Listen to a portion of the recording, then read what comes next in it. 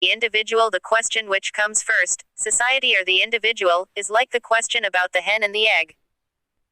Whether you treat it as a logical or as an historical question, you can make no statement about it, one way or the other, which does not have to be corrected by an opposite, and equally one-sided, statement. Society and the individual are inseparable, they are necessary and complementary to each other, not opposites.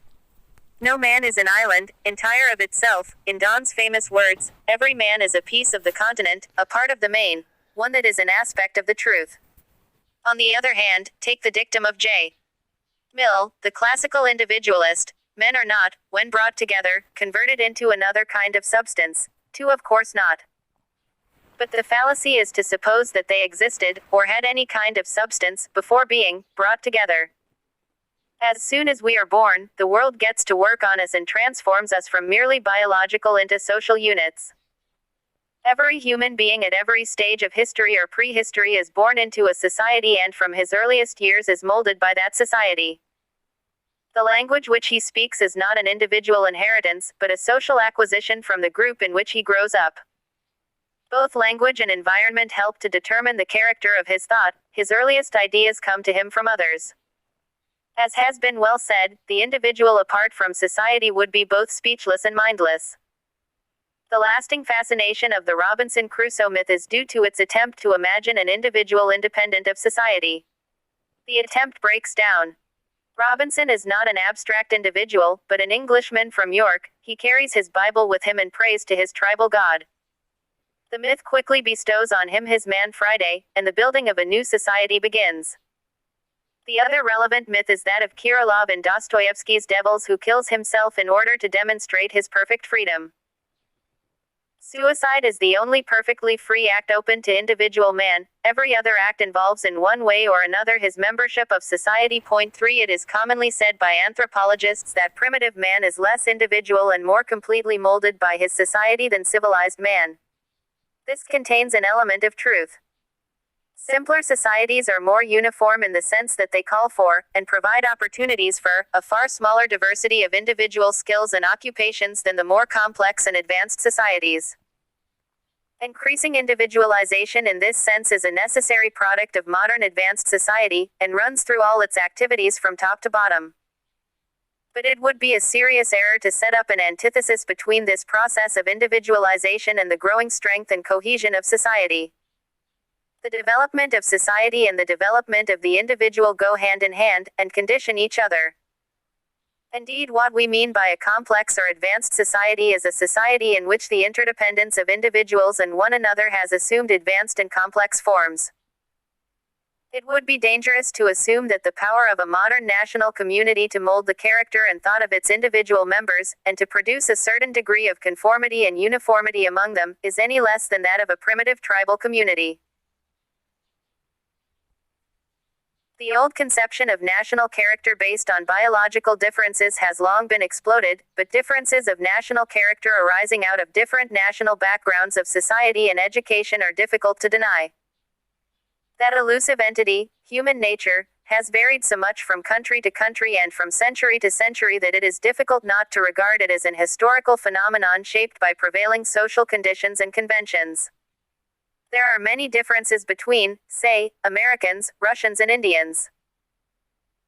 But some, and perhaps the most important, of these differences take the form of different attitudes to social relations between individuals, or, in other words, to the way in which society should be constituted, so that the study of differences between American, Russian and Indian society as a whole may well turn out to be the best way of studying differences between individual Americans, Russians and Indians.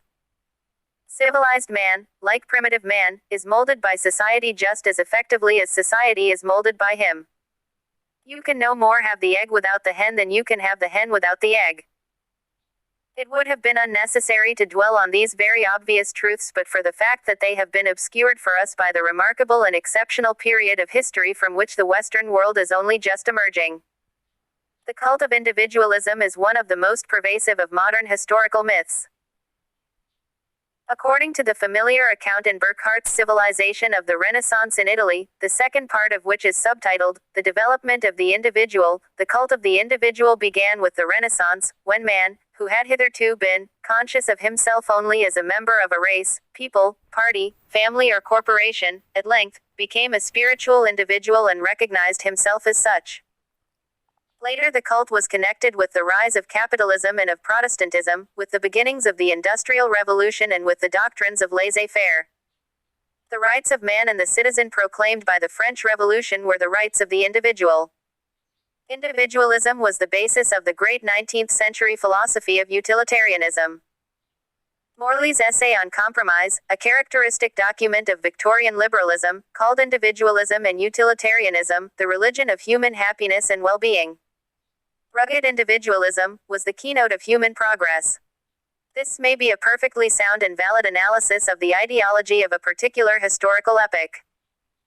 But what I want to make clear is that the increased individualization which accompanied the rise of the modern world was a normal process of advancing civilization. A social revolution brought new social groups to positions of power. It operated as always through individuals and by offering fresh opportunities of individual development, and, since in the early stages of capitalism the units of production and distribution were largely in the hands of single individuals, the ideology of the new social order strongly emphasized the role of individual initiative in the social order. But the whole process was a social process representing a specific stage in historical development, and cannot be explained in terms of a revolt of individuals against society or of an emancipation of individuals from social restraints. Many signs suggest that, even in the Western world, which was the focus of this development and of this ideology, this period of history has reached its end. I need not insist here on the rise of what is called mass democracy, or on the gradual replacement of predominantly individual by predominantly collective forms of economic production and organization. But the ideology generated by this long and fruitful period is still a dominant force in Western Europe and throughout the English-speaking countries. When we speak in abstract terms of the tension between liberty and equality, or between individual liberty and social justice, we are apt to forget that fights do not occur between abstract ideas. These are not struggles between individuals as such and society as such, but between groups of individuals in society, each group striving to promote social policies favorable to it and to frustrate social policies inimical to it. Individualism, in the sense no longer of a great social movement, but of false opposition between individual and society, has become today the slogan of an interested group and, because of its controversial character, a barrier to our understanding of what goes on in the world. I have nothing to say against the cult of the individual as a protest against the perversion which treats the individual as a means and society or the state as the end. But we shall arrive at no real understanding either of the past or of the present if we attempt to operate with the concept of an abstract individual standing outside society. And this brings me at last to the point of my long digression. The common sense view of history treats it as something written by individuals about individuals. This view was certainly taken and encouraged by 19th century liberal historians, and is not in substance incorrect. But it now seems oversimplified and inadequate, and we need to probe deeper. The knowledge of the historian is not his exclusive individual possession. Men, probably, of many generations and of many different countries have participated in accumulating it. The men whose actions the historian studies were not isolated individuals acting in a vacuum, they acted in the context, and under the impulse, of a past society. In my last lecture I described history as a process of interaction, a dialogue between the historian in the present and the facts of the past. I now want to inquire into the relative weight of the individual and social elements on both sides of the equation. How far are historians single individuals, and how far products of their society and their period? How far are the facts of history facts about single individuals and how far social facts? The historian, then, is an individual human being. Like other individuals, he is also a social phenomenon, both the product and the conscious or unconscious spokesman of the society to which he belongs. It is in this capacity that he approaches the facts of the historical past. We sometimes speak of the course of history as a moving procession. The metaphor is fair enough, provided it does not tempt the historian to think of himself as an eagle surveying the scene from a lonely crag or as a VIP at the saluting base. Nothing of the kind. The historian is just another dim figure trudging along in another part of the procession. And as the procession winds along, swerving now to the right and now to the left, and sometimes doubling back on itself, the relative positions of different parts of the procession are constantly changing, so that it may make perfectly good sense to say, for example, that we are nearer today to the Middle Ages than were our great-grandfathers a century ago, or that the age of Caesar is nearer to us than the age of Dante. New vistas, new angles of vision, constantly appear as the procession, and the historian with it, moves along. The historian is part of history. The point in the procession at which he finds himself determines his angle of vision over the past. This truism is not less true when the period treated by the historian is remote from his own time. When I studied ancient history, the classics on the subject were, and probably still are, Grote's History of Greece and Mommsen's History of Rome. Grote, an enlightened radical banker writing in the 1840s, embodied the aspirations of the rising and politically progressive British middle class in an idealized picture of Athenian democracy, in which Pericles figured as a Benthamite reformer, and Athens acquired an empire in a fit of absence of mind. It may not be fanciful to suggest that Grote's neglect of the problem of slavery in Athens reflected the failure of the group to which he belonged to face the problem of the new English factory working class. Mommsen was a German liberal, disillusioned by the muddles and humiliations of the German Revolution of 1848-1849. Writing in the 1850s, the decade which saw the birth of the name and concept of Realpolitik, Mommsen was imbued with the sense of need for a strong man to clear up the mess left by the failure of the German people to realize its political aspirations, and we shall never appreciate his history at its true value unless we realize that his well-known idealization of Caesar is the product of this yearning for the strong man to save Germany from ruin, and that the lawyer-politician Cicero, that ineffective chatterbox and slippery procrastinator, has walked straight out of the debates of the Politkerch in Frankfurt in 1848. Indeed, I should not think it an outrageous paradox if someone were to say that Grote's History of Greece has quite as much to tell us today about the thought of the English philosophical radicals in the 1840s as about Athenian democracy in the 5th century BC, or that anyone wishing to understand what 1848 did to the German liberals should take Mommsen's History of Rome as one of his textbooks. Nor does this diminish their stature as great historical works. I have no patience with the fashion set by Barry in his inaugural lecture of pretending that Mommsen's greatness rests not on his History of Rome, but on his corpus of inscriptions and his work on Roman constitutional law. This is to reduce history to the level of compilation. Great history is written precisely when the historian's vision of the past is illuminated by insights into the problems of the present. Surprise has often been expressed that Mommsen failed to continue his history beyond the fall of the Republic. He lacked neither time, nor opportunity nor knowledge. But, when Mommsen wrote his history, the strong man had not yet arisen in Germany. During his active career, the problem of what happened once the strong man had taken over was not yet actual.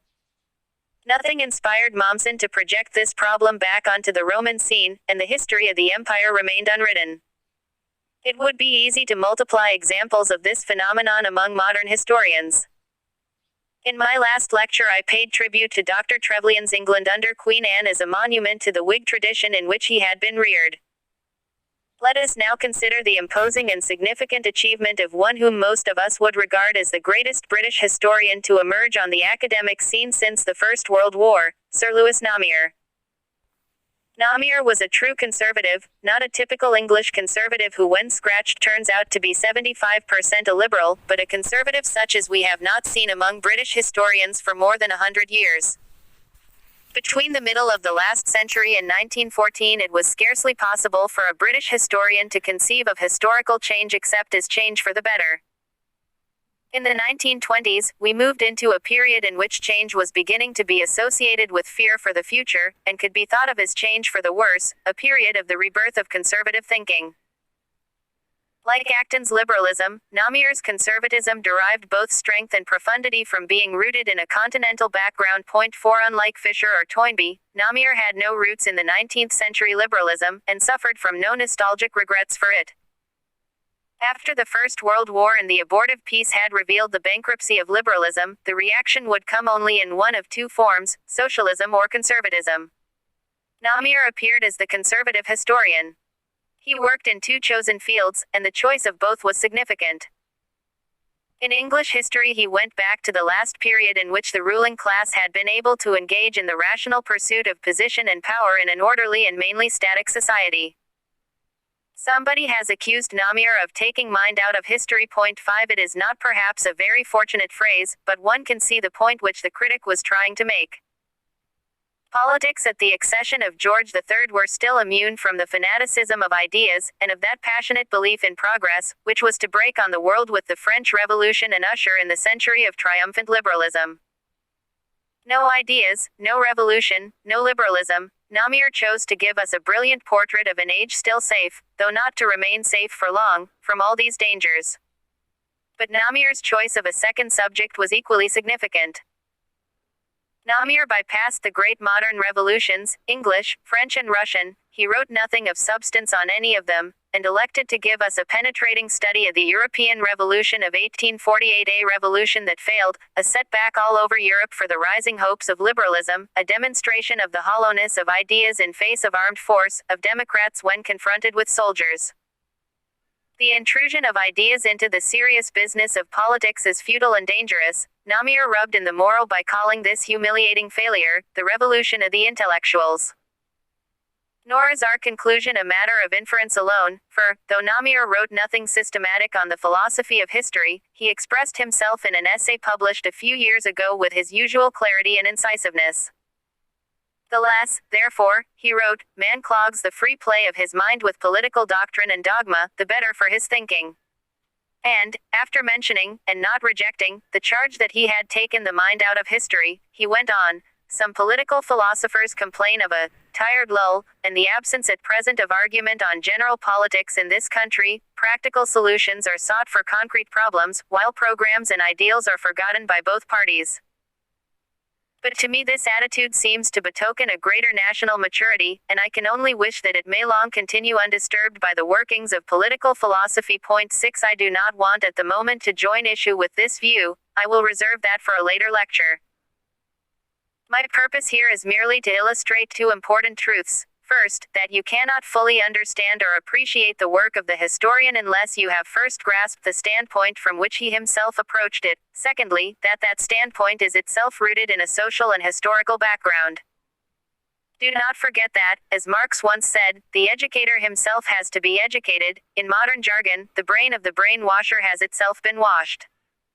The historian, before he begins to write history, is the product of history.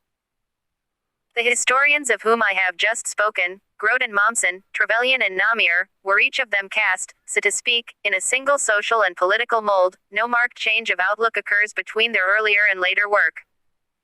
But some historians in periods of rapid change have reflected in their writings not one society and one social order, but a succession of different orders. The best example known to me of this is the great German historian Meinecke, whose span of life and work was unusually long, and covered a series of revolutionary and catastrophic changes in the fortunes of his country. Here we have in effect three different Meineckes, each the spokesman of a different historical epoch, and each speaking through one of his three major works. The Meinecke of Weltbürgertum und Nationalstaat, published in 1907, confidently sees the realization of German national ideals in the Bismarckian Reich and, like many 19th-century thinkers from Mazzini onwards, identifies nationalism with the highest form of universalism. This is the product of the Baroque Wilhelmine sequel to the Age of Bismarck. The Meinecke of Die Idee der Staatsräson, published in 1925, speaks with the divided and bewildered mind of the Weimar Republic. The world of politics has become an arena of unresolved conflict between raison d'etat and a morality which is external to politics, but which cannot in the last resort override the life and security of the state. Finally, the Meinecke of Die Entstehung des Historismus, published in 1936 when he had been swept from his academic honors by the Nazi flood, utters a cry of despair, rejecting a historicism which appears to recognize that whatever is right, and tossing uneasily between the historical relative and a super-rational absolute. Last of all, when Meinecke in his old age had seen his country succumb to a military defeat more crushing than that of 1918, he relapsed helplessly in Die Deutsche Katastrophe of 1946 into the belief in a history at the mercy of blind, inexorable chance. Point 7. The psychologist or the biographer would be interested here in Meinek's development as an individual. What interests the historian is the way in which Meinek reflects back 3, or even 4, successive, and sharply contrasted, periods of present time into the historical past. Or let us take a distinguished example nearer home. In the iconoclastic 1930s, when the Liberal Party had just been snuffed out as an effective force in British politics, Professor Butterfield wrote a book called The Whig Interpretation of History, which enjoyed a great and deserved success. It was a remarkable book in many ways, not least because, though it denounced the Whig interpretation over some 130 pages, it did not, so far as I can discover without the help of an index, name a single Whig except Fox, who was no historian, or a single historian save Acton, who was no Whig. Point 8. But anything that the book lacked in detail and precision it made up for in sparkling invective. The reader was left in no doubt that the Whig interpretation was a bad thing, and one of the charges brought against it was that it studies the past with reference to the present. On this point Professor Butterfield was categorical and severe. The study of the past with one eye, so to speak, upon the present is the source of all sins and sophistries in history. It is the essence of what we mean by the word unhistorical. Point 9. 12 years elapsed. The fashion for iconoclasm went out. Professor Butterfield's country was engaged in a war often said to be fought in defense of the constitutional liberties embodied in the Whig tradition, under a great leader who constantly invoked the past, with one eye, so to speak, upon the present.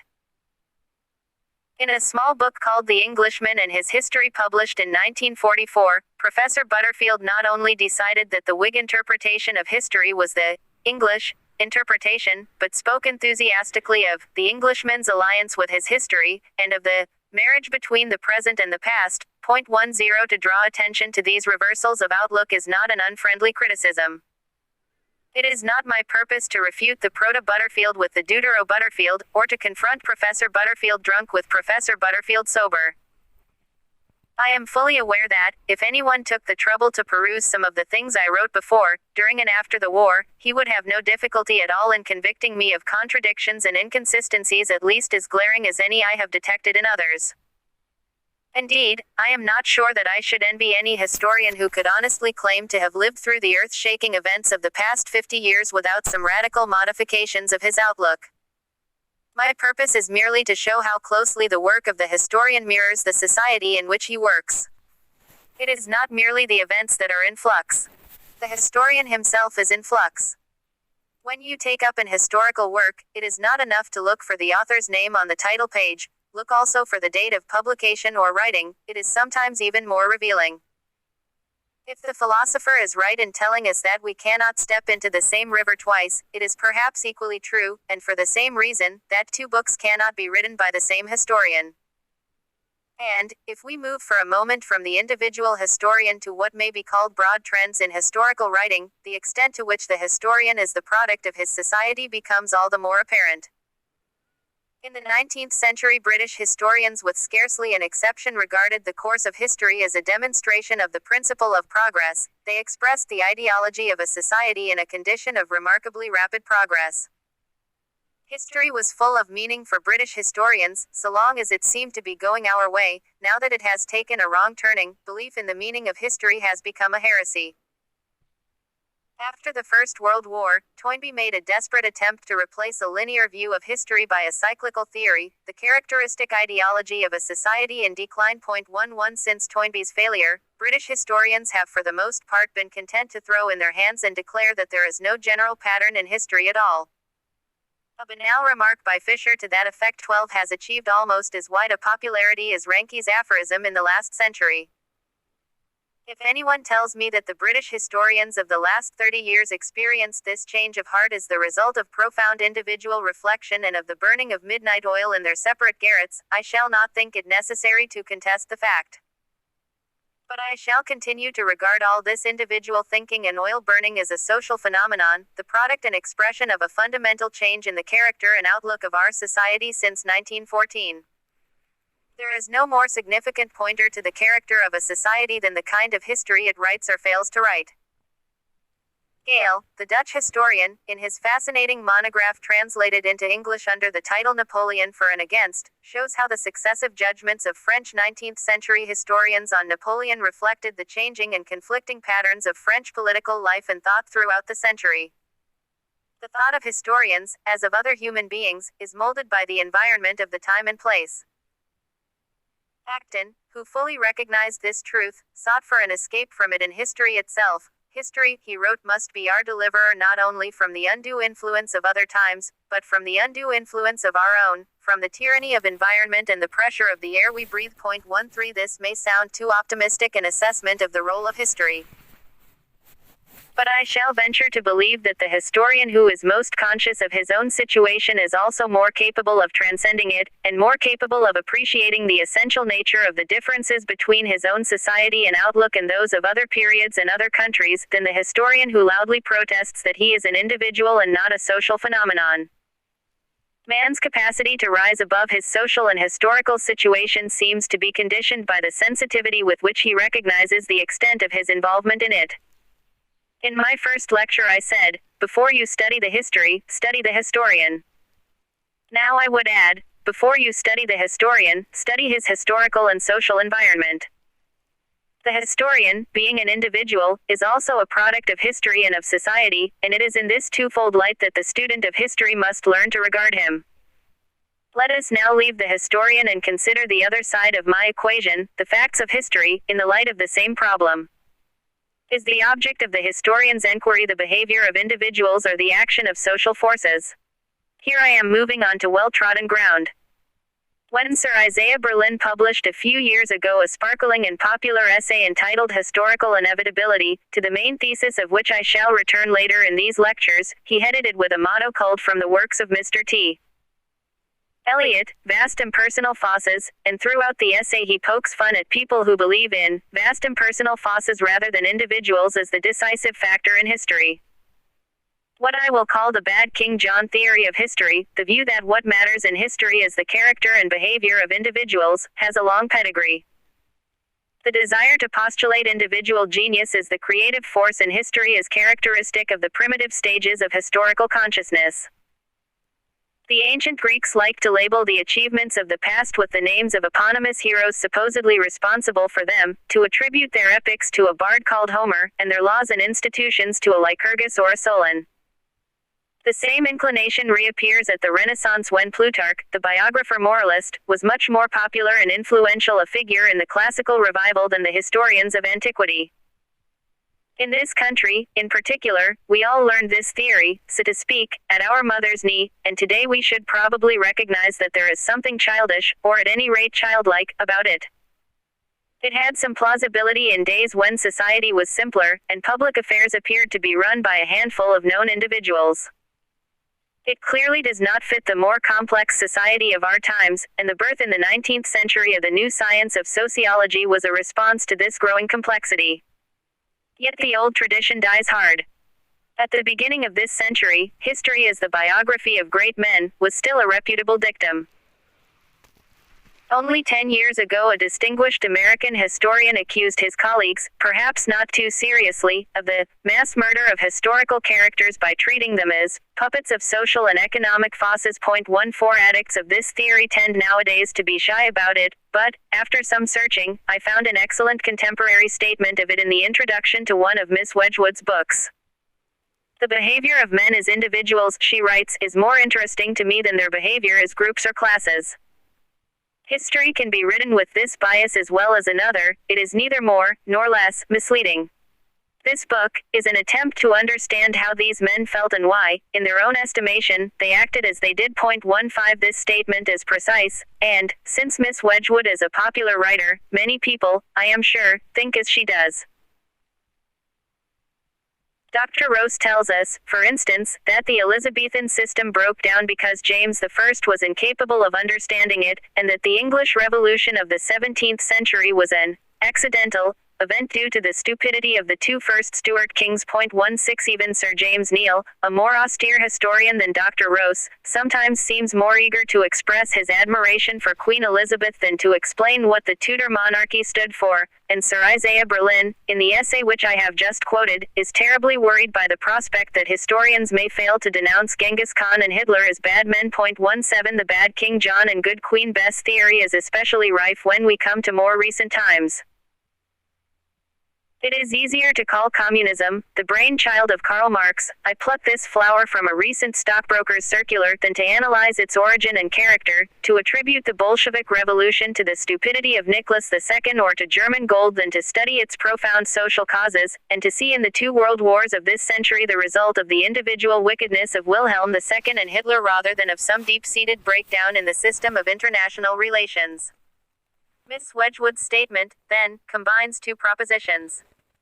The first is that the behavior of men as individuals is distinct from their behavior as members of groups or classes, and that the historian may legitimately choose to dwell on the one rather than on the other.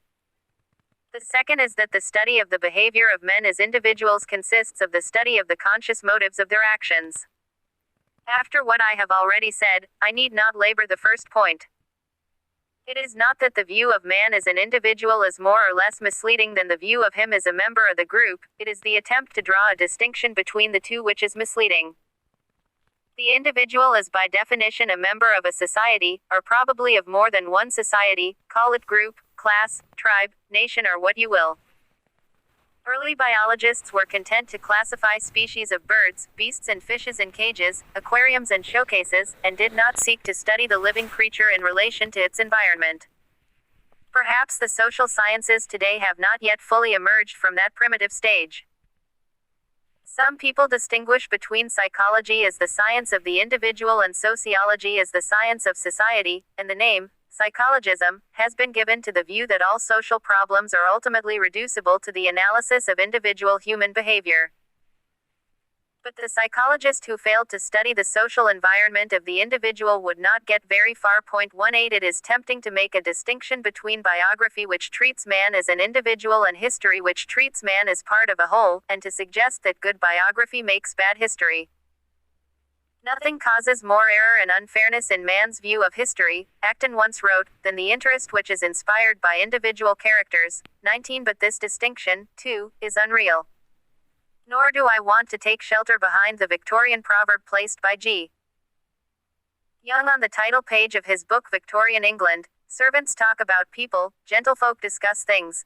20 Some biographies are serious contributions to history. In my own field, Isaac Deutscher's biographies of Stalin and Trotsky are outstanding examples. Others belong to literature, like the historical novel. To Lytton Strachey, writes Professor Trevor Roper, historical problems were always, and only, problems of individual behavior and individual eccentricity. Historical problems, the problems of politics and society, he never sought to answer, or even to ask. 21 Nobody is obliged to write or read history, and excellent books can be written about the past which are not history.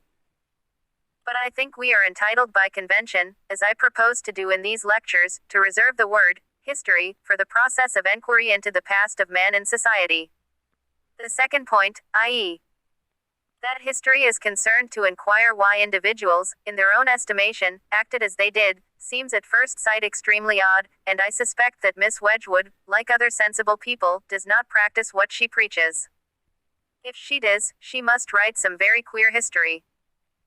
Everyone knows today that human beings do not always, or perhaps even habitually, act from motives of which they are fully conscious or which they are willing to avow, and to exclude insight into unconscious or unavowed motives is surely a way of going about one's work with one eye willfully shut. This is, however, what, according to some people, historians ought to do. The point is this. So long as you are content to say that the badness of King John consisted in his greed or stupidity or ambition to play the tyrant, you are speaking in terms of individual qualities which are comprehensible even at the level of nursery history.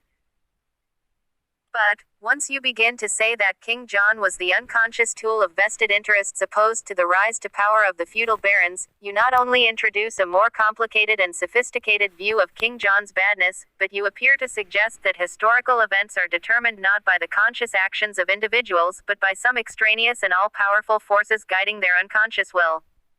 This is, of course, nonsense.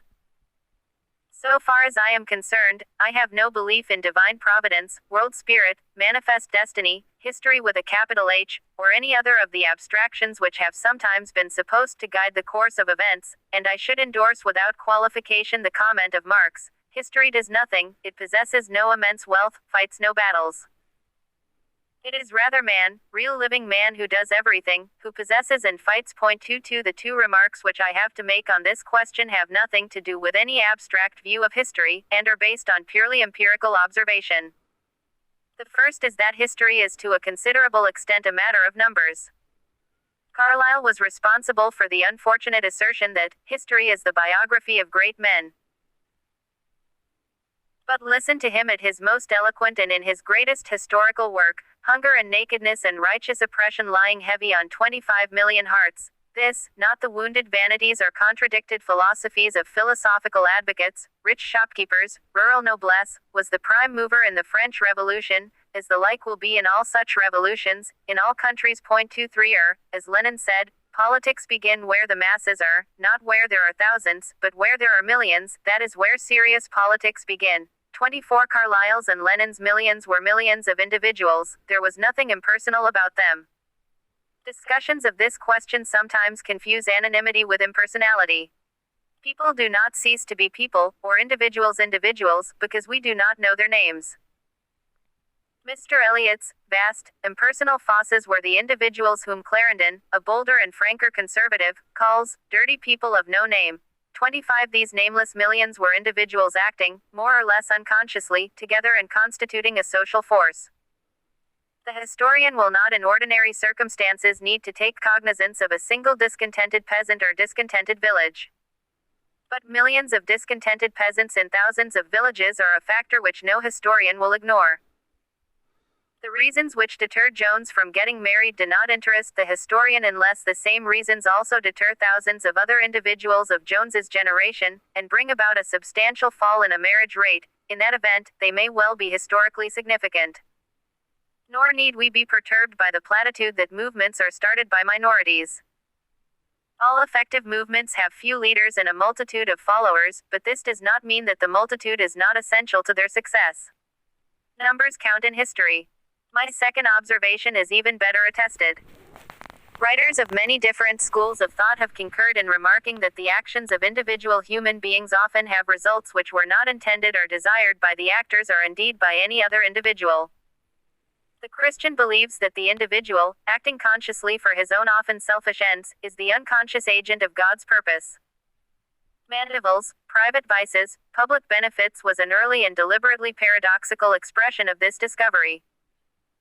Adam Smith's hidden hand and Hegel's cunning of reason, which sets individuals to work for it and to serve its purposes, though the individuals believe themselves to be fulfilling their own personal desires, are too familiar to require quotation. In the social production of their means of production, wrote Marx in the preface to his Critique of Political Economy, human beings enter into definite and necessary relations which are independent of their will. Man lives consciously for himself, wrote Tolstoy in War and Peace, echoing Adam Smith, but is an unconscious instrument in the attainment of the historic, universal aims of humanity. 26 And here, to round off this anthology, which is already long enough, is Professor Butterfield. There is something in the nature of historical events which twists the course of history in a direction that no man ever intended. 27 Since 1914, after 100 years of only minor local wars, we have had 2 major world wars. It would not be a plausible explanation of this phenomenon to maintain that more individuals wanted war, or fewer wanted peace, in the first half of the 20th century than in the last 3/4 of the 19th. It is difficult to believe that any individual willed or desired the great economic depression of the 1930s. Yet it was indubitably brought about by the actions of individuals, each consciously pursuing some totally different aim. Nor does the diagnosis of a discrepancy between the intentions of the individual and the results of his action always have to wait for the retrospective historian. He does not mean to go to war, wrote Lodge of Woodrow Wilson in March 1917, but I think he will be carried away by events. 28 It defies all the evidence to suggest that history can be written on the basis of explanations in terms of human intentions. 29 Or of accounts of their motives given by the actors themselves, of why, in their own estimation, they acted as they did.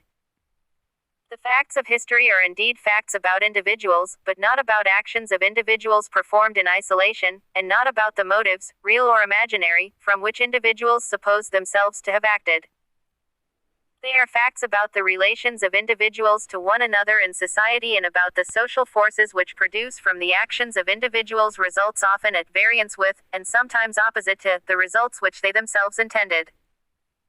One of the serious errors of Collingwood's view of history which I discussed in my last lecture was to assume that the thought behind the act, which the historian was called on to investigate, was the thought of the individual actor. This is a false assumption. What the historian is called on to investigate is what lies behind the act, and to this the conscious thought or motive of the individual actor may be quite irrelevant. Here I should say something about the role of the rebel or dissident in history. To set up the popular picture of the individual in revolt against society is to reintroduce the false antithesis between society and the individual. No society is fully homogeneous. Every society is an arena of social conflicts, and those individuals who range themselves against existing authority are no less products and reflections of the society than those who uphold it.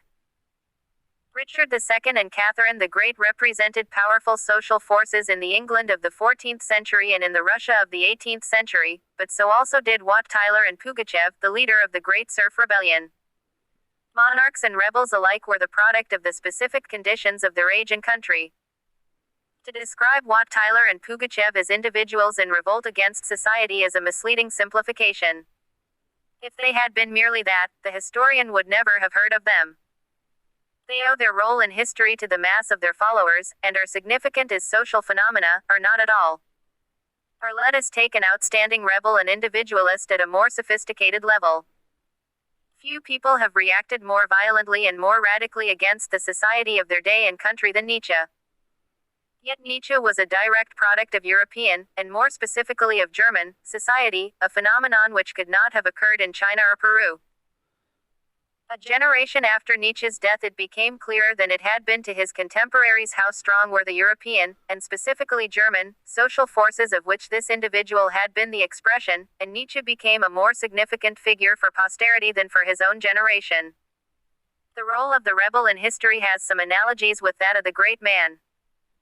The great man theory of history, a particular example of the good Queen Bess school, has gone out of fashion in recent years, though it still occasionally rears its ungainly head. The editor of a series of popular history textbooks started after the Second World War invited his authors to open up a significant historical theme by way of a biography of a great man, and Mr. A. Taylor told us in one of his minor essays that the history of modern Europe can be written in terms of three titans, Napoleon, Bismarck and Lenin. 30 Though in his more serious writings he has undertaken no such rash project. What is the role of the great man in history? The great man is an individual, and, being an outstanding individual, is also a social phenomenon of outstanding importance.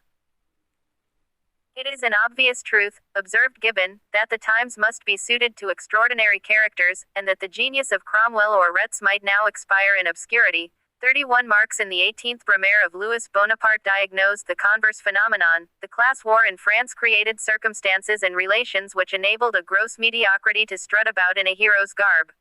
Had Bismarck been born in the 18th century, an absurd hypothesis, since he would not then have been Bismarck, he would not have united Germany, and might not have been a great man at all.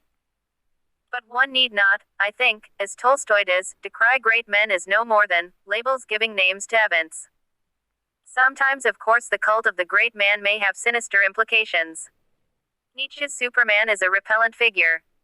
It is not necessary for me to recall the case of Hitler, or the grim consequences of the cult of personality in the Soviet Union. But it is not my purpose to deflate the greatness of great men, nor do I want to subscribe to the thesis that great men are almost always bad men.